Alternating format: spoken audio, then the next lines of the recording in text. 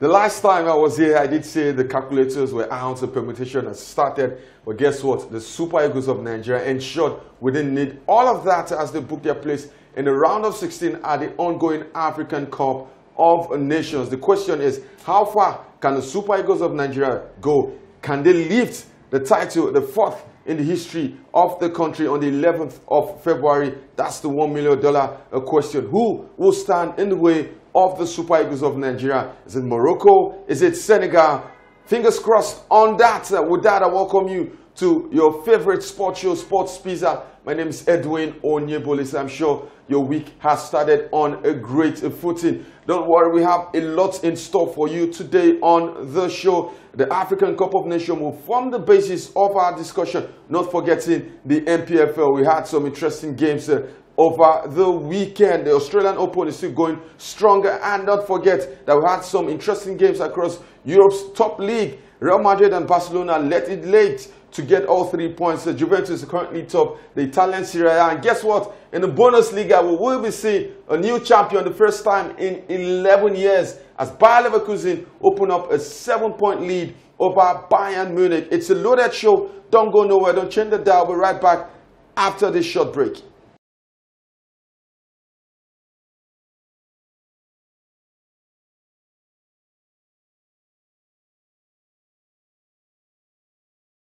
Welcome back. It's still Sports Pizza. Edwin Onyebolis building alongside Boluwaji Jegede. Bolu, what's up? How you doing? Yeah, I'm fine. Good to be here again. Good doing this with you. How was your weekend? Yeah, it was good. I was enjoying all of the African Cup of Nations, all of the goals that it has given to us, and it was good. All right, let's start with the African Cup of Nations. Of course, we're starting with the Super Eagles of Nigeria through to the round of 16. Let me get your thoughts on the group stage so far, the performance of the Super Eagles, the performance of the coach tactically, and of course your standout player or players. With the Super Eagles of Nigeria, I was a bit surprised with the tactical style that the manager deployed. Talking about Jose Peseiro, the first game he used a 4-3-3 formation, and the second game he also used a 4-5-1 formation, and which was a bit risky because looking at how since when he has been in charge of this side, they've not used that kind of formation before. But again, the players were duty in the first game. In the second game, they were able to ensure that yes, they ensured that they got all 3 points, which was very much needed against the host country Ivory Coast, and which was great for them. For my best player, a lot of them. I think I'll stick with Frank Oyenka in the middle of the park for Super Eagles. I think he has been very good. Calvin Bassey also came in the second game and also showed that yes, he's really an African player indeed. So I think it was all great. For Senegal also, they've been very good with Sadio Mane spearheading the side to winning their games, and it's been good all the way. I've enjoyed it all thus far. Hopefully, Super Eagles can go all the way to win it. All right, let's talk about Jose Peseiro. You talked about 4-5-1, but it was basically a 3-4-3 that morphed into different systems as we saw the games. And I had a discussion with a couple of friends, and the general opinion or the consensus was that that system is best suited for knockout stages. And it was quite brilliant for Jose Peseiro to use that, especially against Ivory Coast, which felt like it was a potential knockout style. I don't know if you understand what I mean. Yeah, it was a make or mark game for them, because if they don't win that game, they could be out of the tournament, and if they win as well, they'll progress to the next round of the competition. So, if from that point of view, I totally understand it. But if consistency is key with this, because we don't know the kind of formation or style Jose Peseiro is going to deploy in the knockout stages of the competition. But if he wants to continue with that, that has worked well perfectly. They got their first 3 points of the tournament. They could go all the way. All right, in the knockout stages, in terms of playing personnel, who would you like to see start? Who would you like to see drop? Because I'm of the opinion that Zaidu Sanusi, as good as he is defensively, offers absolutely nothing in attack. And when you have players or centre forwards like Paul Onuachu, Victor Osimhen, who are tall, who are very good aerially.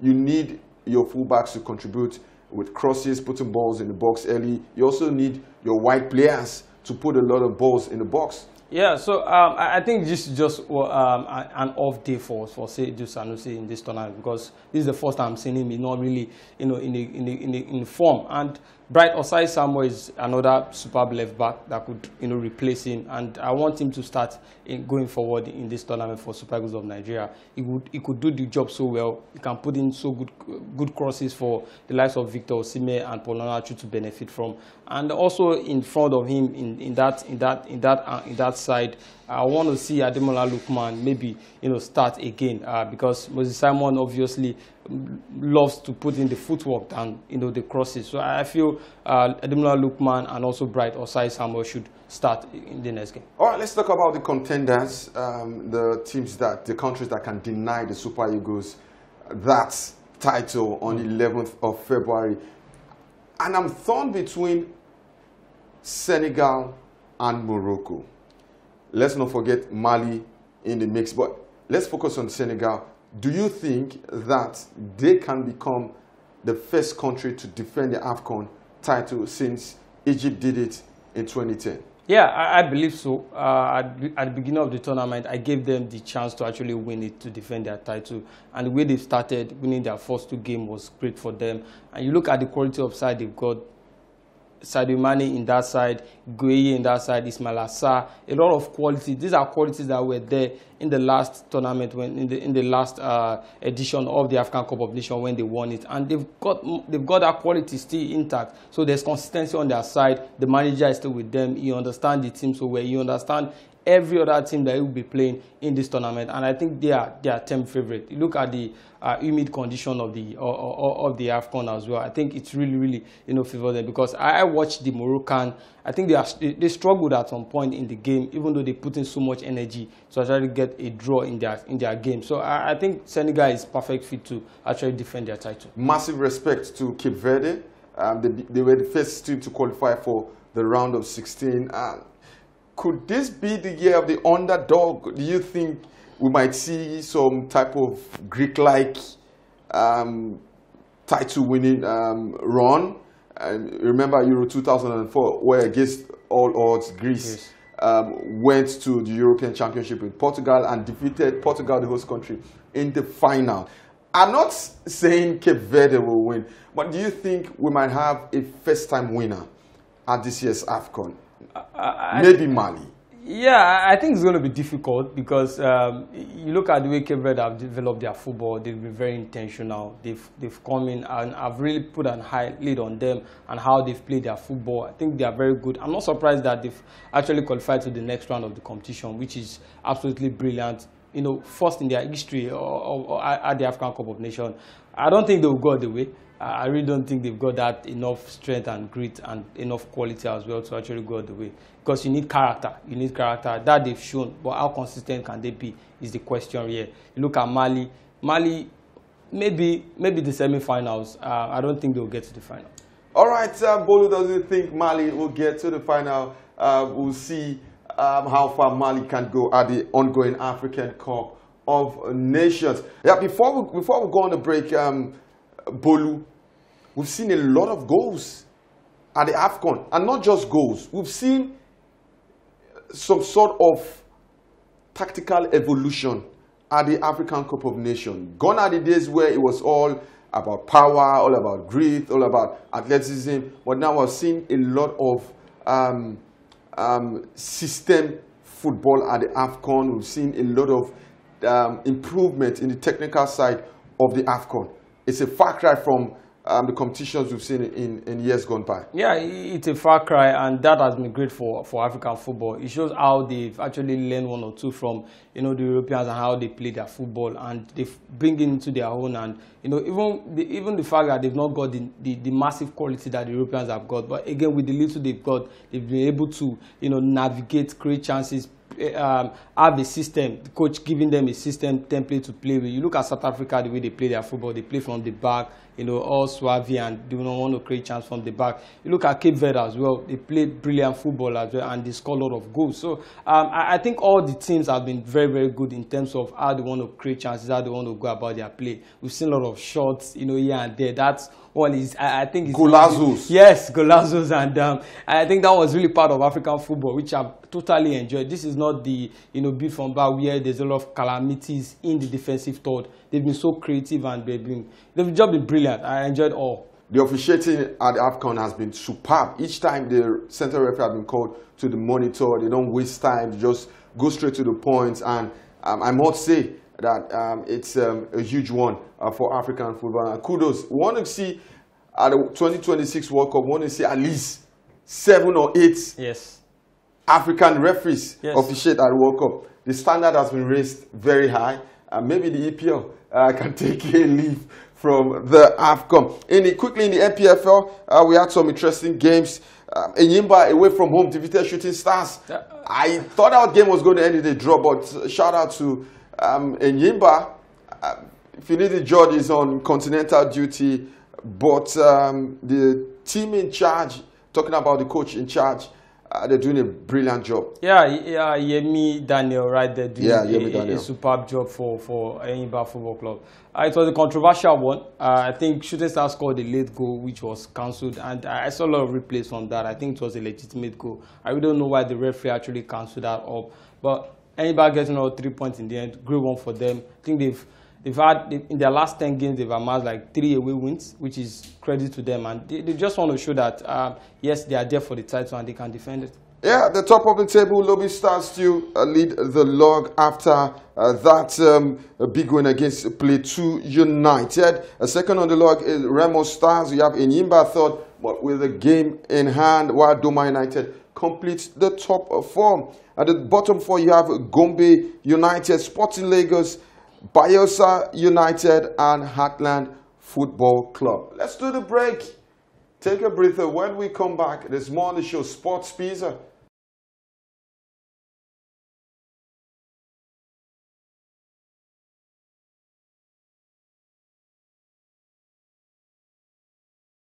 All right, welcome back to still Sports Pizza. Before we do European football, let's tell you that in the NBA All-Star voting has ended. I'm sure you NBA fans that went out there to vote en masse for your favorite NBA stars. The NBA All-Star is going to hold on the 18th of February. That's the 73rd NBA All-Star game, and it will take place at the Gainbridge Fieldhouse in Indianapolis. Away from that, let me also tell you that the Boston Celtics 100% home record has ended after Nikola Jokic and Jamal Murray went there and got all victory for the Denver Nuggets, who are the defending champions. Let's get back to talking football. Bolu, European football. We'll start with the English Premier League. Man City answered the question last week. They cut the deficit to 2 points, albeit they have a game in hand. And it was down to Liverpool. Liverpool went away at Bournemouth in a emphatic fashion, got all 3 points. The Premier League race is heating up. Don't forget, Arsenal also trashed the Crystal Palace. We're in for a second half of the season. Yeah, we are in for the second half of the season, and great one for Liverpool. Winning again against Bournemouth, and a very difficult game in the first half of that one. But Liverpool came in and ensured that yes, they stepped up the performance. And ensured that yes, they get all 3 points. And all credit to Jota, who was fantastic in that one. Got a goal, got 2 goals and an assist, and again, obviously, he's their second best player. Buying Mo Salah, who is out of the squad right now, and great on for them. Is this a 2-horse race? I don't know. For Arsenal Football Club, they could make it 3 with that win against Crystal Palace, which could boost their confidence and get back to the winning race. Talking about Mo Salah, he's picked up an injury. We don't know how long he's going to be out. But do you think this shifts the momentum to Manchester City? Yeah, I think it shifts the momentum to Man City because they are always in the title race. They are defending champions. They know how to go about the league. They know how to navigate themselves despite injuries here and there. And Hala still not back in the side, but Kevin De Bruyne, they've got him back, and I think they are still favourites alongside Liverpool. For Liverpool, yes, they've still got a lot of qualities here and there, but the extra factor, the X factor in Mo Salah is out injured. But let's see how it goes. I still feel it's City that is still tight to lose. In Spain, it's currently heating up. Yeah. Girona trashed Sevilla 5-1, but Real Madrid left it really late. 2 goals down against winless Almeria. Jude Bellingham was in amongst the goals, provided the assist for Dani Carvajal's winner, but it was not without controversy. First, the added time, then the Vinicius goal that for the Almeria fans and the players and the coach felt it was a handball, and the goal that was disallowed. Where do you stand in all of this? Do you think that the officiating was biased against Almeria, or maybe it was the pang of defeat that was just flowing through the Almeria side? I think from the first goal, I think the officiating was biased, because you look at the penalty that was given. I think the player really pushed the defender on that one for him to stretch his hand. I don't think it was a deliberate, action right there. But from that on, Real Madrid took over and they showed that they got all 3 points, which is good for them.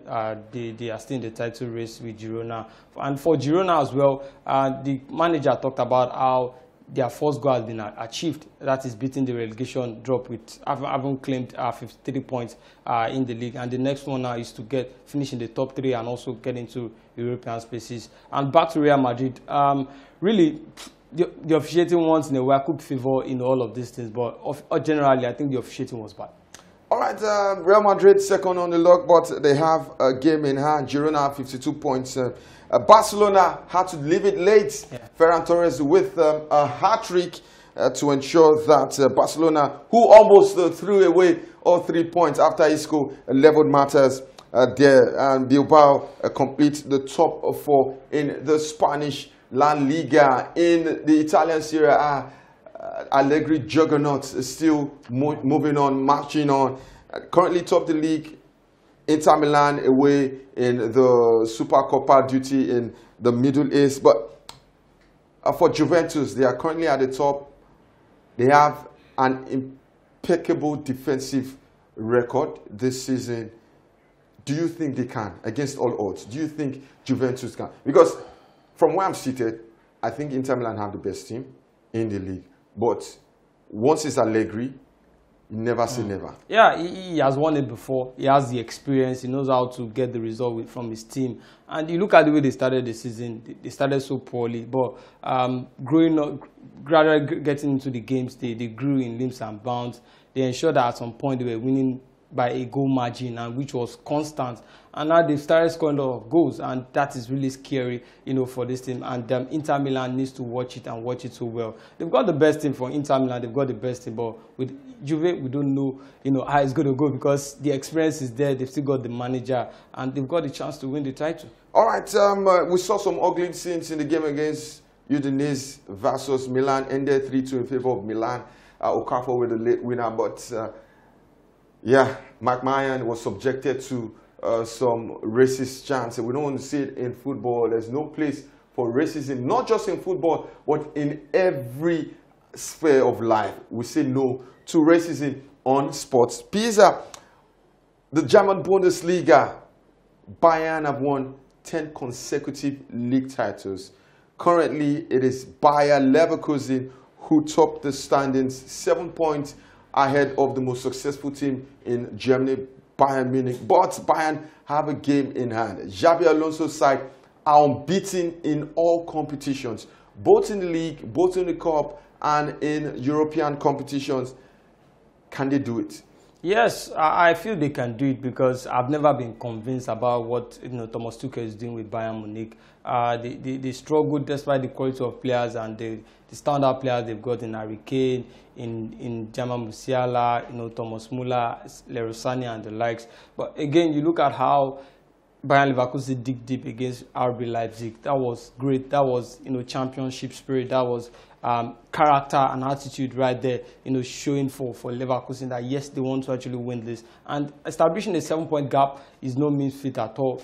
Bayern Munich has to watch it. For Bayern Munich and Thomas Tuchel, he talked about how, haven't traveled away from Germany for a break and training. They've even come back and they've not really started. They've not continued the season so well. I really don't know where they're going to pick up that win. The win back. I think they've got a game in the next couple of games in the next couple of days. But it's just difficult for them. I think Bayern Leverkusen are up and ripe up favorite to win the league. All right. In some transfer gossips, Brentford's England striker Ivan Toney, who has been linked with Arsenal and Chelsea, has said he will not push for a move in the January transfer window. And Newcastle are saying no to Bayern Munich, who are in for Kieran Trippier, and also they have said no to Atletico Madrid, who want their striker Callum Wilson.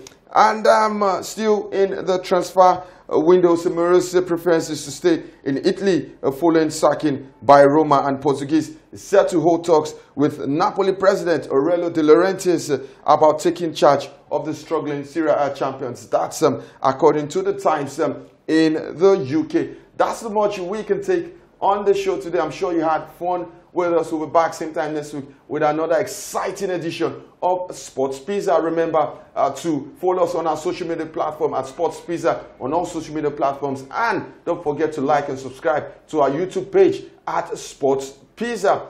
Enjoy our video of the week. My name is Edwin Onyebolise, and Bolu, thanks for being around. Yeah, thanks.